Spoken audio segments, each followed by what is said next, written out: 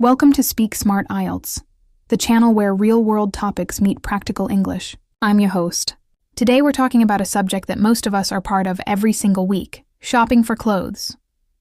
But we're not just talking about the latest trends or how to style a new jacket. We're talking about the darker side of what seems harmless and convenient, what is commonly called fast fashion. You've probably bought a cheap shirt or a pair of trousers that looked great online, only to find them faded or damaged after a couple of washes. But beyond the flimsy fabric and disappearing stitches lies a set of consequences that extend far beyond your wardrobe. In this episode, we'll uncover the hidden cost of fast fashion, the human stories, the environmental toll, and the shift in values that this industry encourages. Let's begin.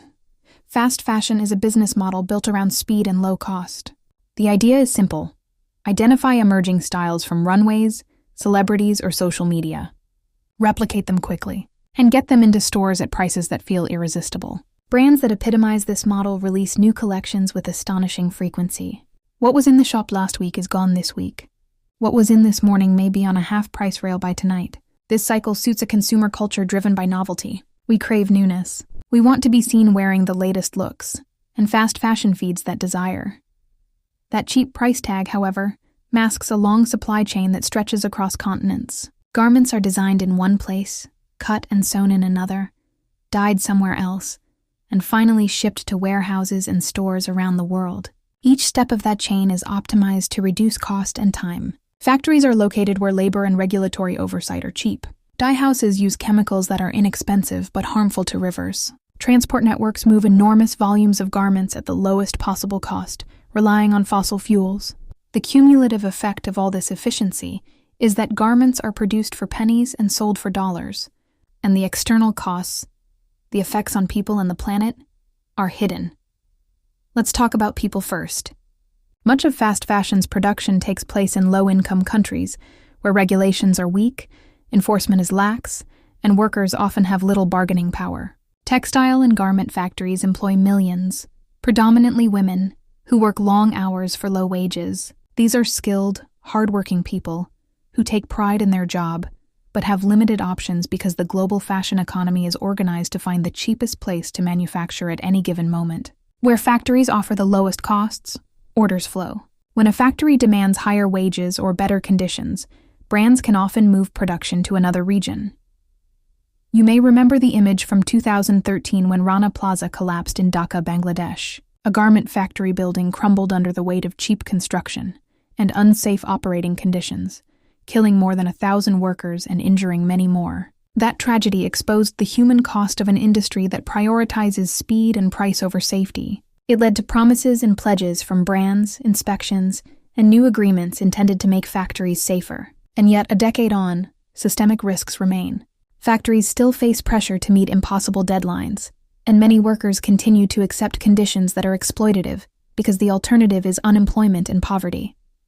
The human story of fast fashion is one of amazing resilience and tragic vulnerability. Now let's look at the environmental ledger. The fashion industry is a major contributor to climate change. From the cultivation of raw materials, think cotton fields watered intensively with scarce fresh water, to the energy consumed in factories, to the transportation involved in shipping garments around the globe, to the eventual disposal of worn-out clothes, each stage generates greenhouse gas emissions. The industry's share of global carbon emissions is substantial. It rivals and sometimes exceeds entire sectors we think of as obviously polluting. And beyond carbon, there are problems of water scarcity, polluted waterways near textile dyeing operations, and soils damaged by chemical runoff.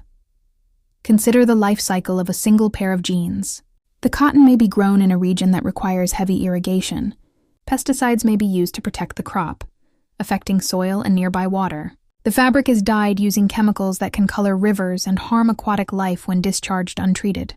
The sewing, finishing, and transport of that jeans involve energy and fuel. Then, after a few seasons, that same pair, perhaps worn only a handful of times because the owner bought it on impulse, may be discarded. Textile waste accumulates. Landfills fill with synthetic fibers that do not biodegrade. Some garments are donated and shipped to other countries, where they can overwhelm local markets and waste management systems.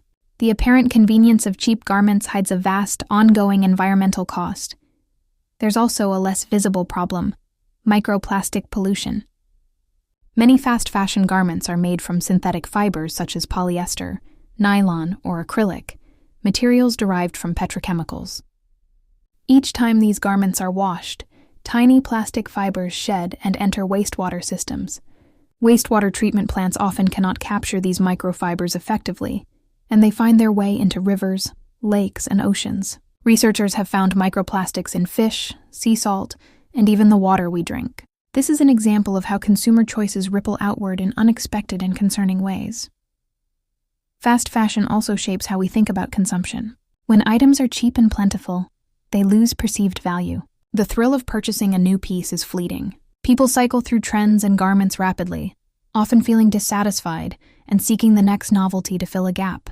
This pattern, buy, wear a few times, discard, creates a throwaway culture. Clothing becomes disposable by design. The industry is structured so that demand for the new is constant. Influencers, targeted ads, and rapid turnover create a sense of urgency. Buy now while it's available. That urgency is deliberate and powerful. It taps into human psychology, triggering a small reward each time a purchase is made. Over time, this behavior undermines sustainable habits and breeds a mindset where durability and craftsmanship are undervalued. There's a hidden economic calculus in all of this, too. The very low prices achieved by fast fashion depend on externalizing costs. Wages are kept low. Environmental damage is often borne by communities rather than by the brand, and regulatory gaps are exploited. If the true social and environmental costs were included in the price of a garment, many items would likely cost far more than consumers currently pay. Because these costs are externalized, the market fails to account for them, and consumption flows more freely than it would if prices reflected full costs. This is not a moral blame game directed at consumers alone. It's a structural issue in global trade and market incentives. At the same time, fast fashion does provide certain benefits. It democratizes style in a way. People who previously could not afford fashionable clothing gain access to looks that signal status or identity. For many consumers, especially young people and those with limited budgets, fast fashion offers a practical way to experiment, to express themselves, and to participate in cultural trends. The challenge is how to allow that expression while reducing harm. That's where alternatives and new mindsets come in. One emerging response is the slow fashion movement. Slow fashion emphasizes quality, durability, and ethical production. It encourages consumers to buy fewer items, choose garments made to last, and support brands that treat workers fairly and use sustainable materials. Slow fashion often costs more upfront, but the idea is that over time, purchasing well-made garments reduces turnover and waste. Repairing and mending becomes preferable to replacing. Another approach is circular fashion, designing clothes so they can be recycled or composted at the end of their lives. Brands experimenting with circular models focus on materials that can return to the biosphere or be reclaimed into new garments, reducing reliance on virgin resources. Yet these alternatives face hurdles. They require changes throughout the industry and changes in consumer behavior. For many people living on tight budgets, the higher upfront cost of ethically produced clothing is prohibitive. There is also a trust issue. Consumers may be skeptical of brand claims about sustainability or ethical practices, especially when greenwashing, the practice of making misleading sustainability claims, is common. Moreover, a globalized industry has built-in advantages for scale. Making sustainable practices competitive at scale remains an economic challenge. Education and awareness play a role. When consumers understand the life cycle of garments and the impacts of their choices, they can make more informed decisions. Simple actions accumulate: choosing secondhand, repairing instead of discarding, prioritizing timeless pieces over fleeting trends, and supporting transparent brands that publish information about their supply chains. Policy can also help. Regulations that require greater transparency, higher labor standards, or incentives for recycling technologies can shift the economics of production. When governments act to level the playing field, brands have stronger incentives to change practices. There's another dimension: cultural change. Fashion is about identity and community. Moving toward a more sustainable model requires new norms where quality, repair, and longevity are celebrated rather than mocked.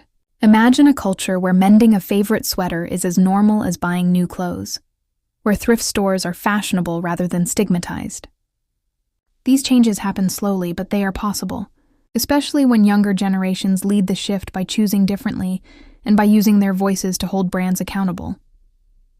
Finally, while the larger forces of global trade and industrial production feel beyond the control of any single consumer, individual choices matter. The aggregated effect of many small decisions can be large. Preference for sustainable brands, participation in clothing swaps, and mindful purchasing patterns influence demand. Brands respond to consumer behavior because, ultimately, markets adjust to what people value. Over time, if more consumers prioritize ethics and durability, production systems will change to meet that demand. That brings us to a critical point.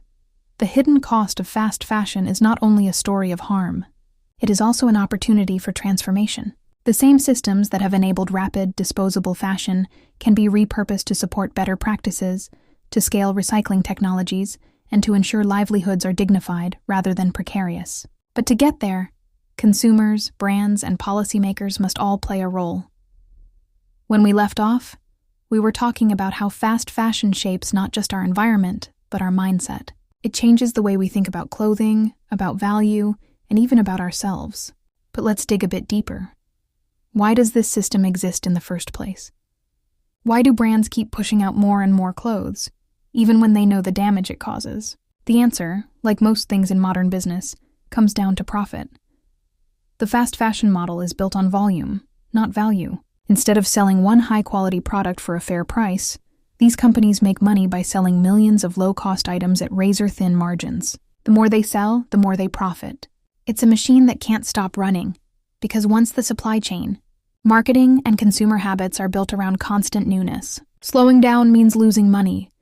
And it's not just the big names like Zara or H&M anymore. Online giants like Shein and Temu have taken fast fashion to a completely new level. Their algorithms track what's trending on social media in real time and produce copies of those designs within days. Imagine that. A viral TikTok outfit on Monday can already be on sale by Thursday. That's how fast the system moves. But speed has a cost. The quicker a product moves from idea to checkout, the less time there is to ensure ethical sourcing, fair pay, or environmental standards. It's a race to the bottom. Who can make the cheapest shirt the fastest? Now think about this. A single influencer's video showcasing a $5 dress can create a global spike in demand.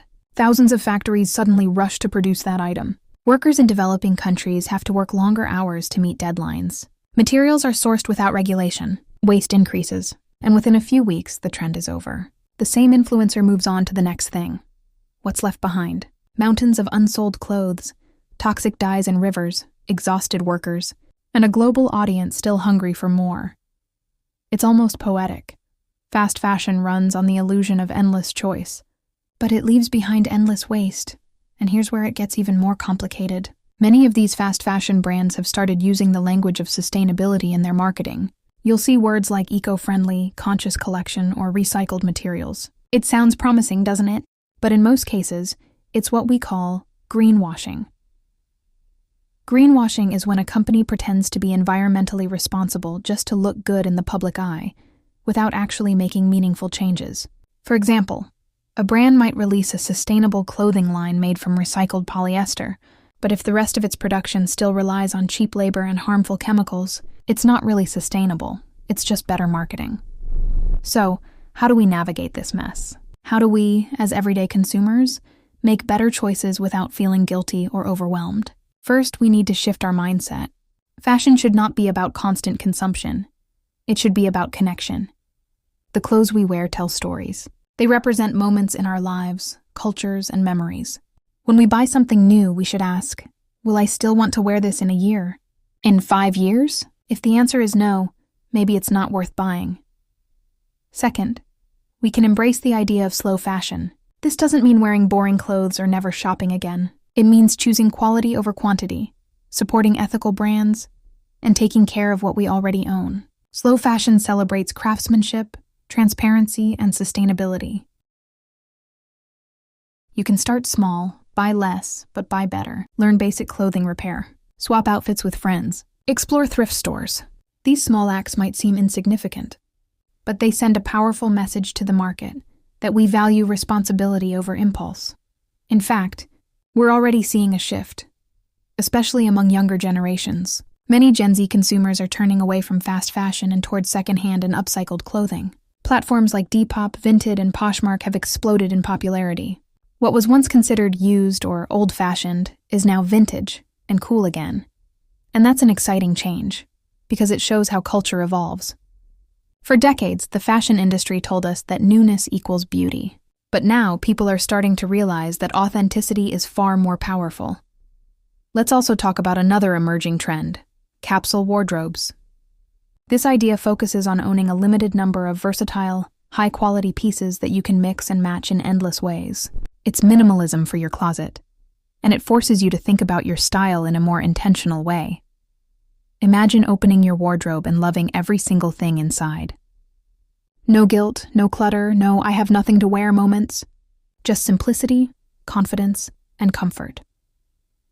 And while we're talking about solutions, it's important to highlight the role of technology in fixing fashion. Artificial intelligence, for instance, is being used to predict demand more accurately, so that companies produce fewer surplus items. 3D design tools are reducing waste in the sampling process. Blockchain can track where materials come from, ensuring transparency across the supply chain. So, it's not that the fashion industry is doomed, it just needs a redesign, one that aligns creativity with responsibility. But here's the truth. Real change won't happen unless consumers demand it. Every purchase is a vote for the kind of world we want to live in.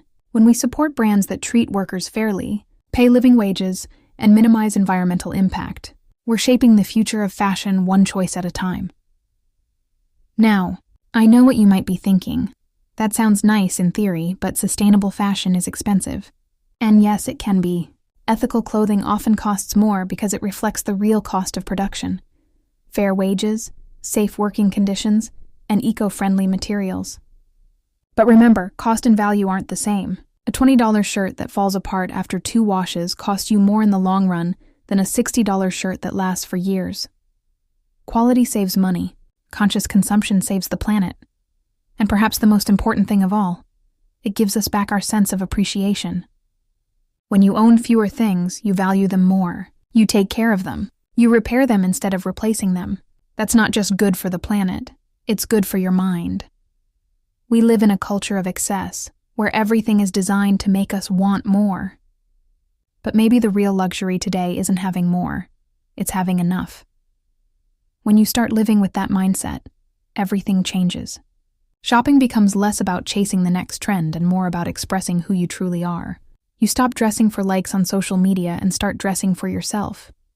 That's the shift we need, a fashion revolution that starts not on the runway, but in our own closets. Imagine if everyone listening to this podcast made one small change. Maybe you skip that impulse buy this week. Maybe you repair something old. Maybe you post about a local sustainable brand instead of the latest haul. It might seem small, but together, it creates a ripple effect.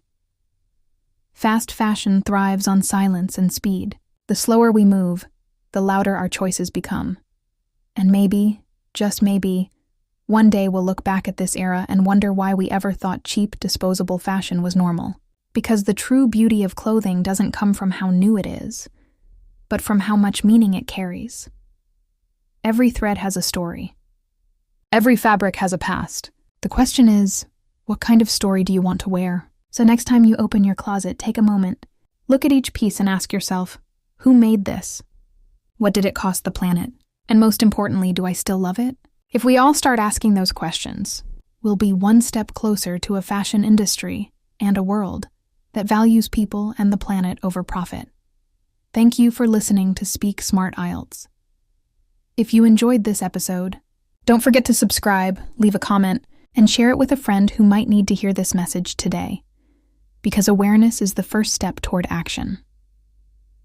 I'm your host, and this has been The Hidden Cost of Fast Fashion. Until next time, stay curious, stay conscious, and stay stylish, smartly.